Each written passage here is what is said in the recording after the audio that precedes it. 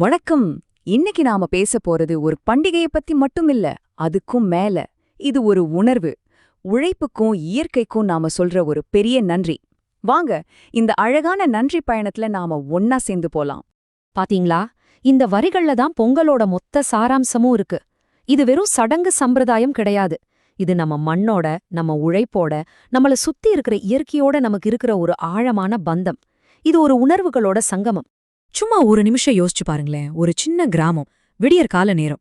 ஒரு வருஷம் முழுக்க கஷ்டப்பட்டு உழைச்ச ஒரு விவசாயி தாம் விளைஞ்ச பயிரை பார்த்து லேசா சிரிக்கிறாரு. அந்த ஒரு சிரிப்புல 1000 அர்த்தம் இருக்கும். அவரோட உழைப்பு வீண் போகலங்கிற சந்தோஷம். அந்த சந்தோஷத்தை தனியா கொண்டாடாம இயற்கையோட சேர்த்து கொண்டாடுறது தான் இந்த திருவிழா.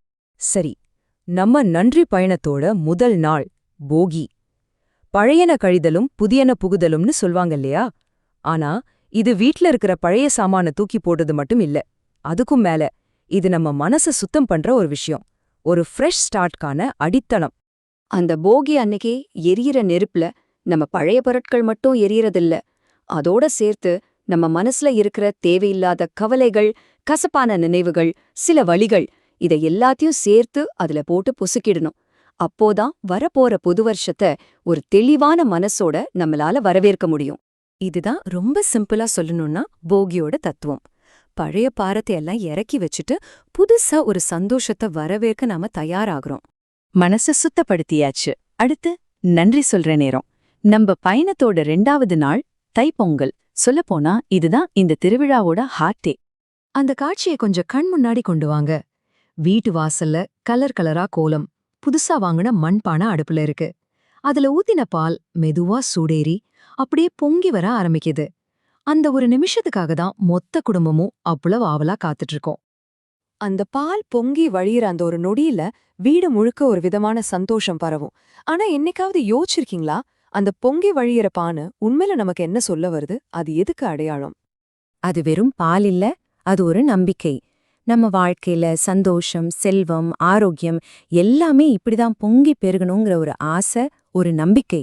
அது மட்டும் இல்ல, இந்த உலகத்துக்கே வெளிச்சம் தர சூரியனுக்கு நாம சொல்ற ஒரு நன்றி.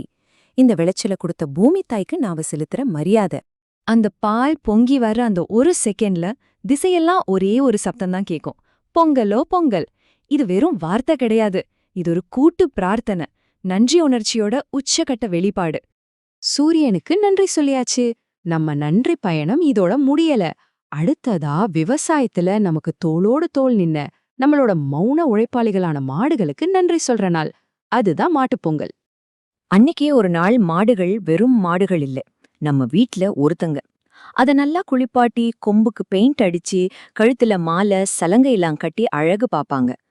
அதுக்கு சுட சுட பொங்கல் செஞ்சு ஊட்டி விடுவாங்க. அதுங்க கிட்ட தன்னோட அன்பை வெளிப்படுத்துற ஒரு அழகான நாள் இது. இந்த எல்லா சடங்குக்கும் பின்னாடி இருக்கிற ஒரே உணர்வு, நன்றி.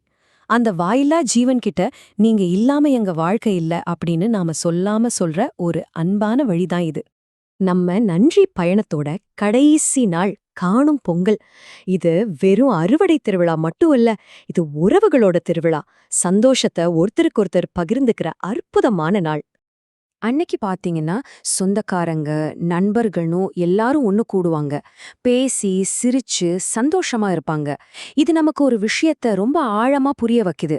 வாழ்க்கையோட உண்மையான சந்தோஷங்கிறது பணத்துல இல்ல, நம்மள சுத்தி இருக்கிற இந்த உறவுகள்ல தான் இருக்கு.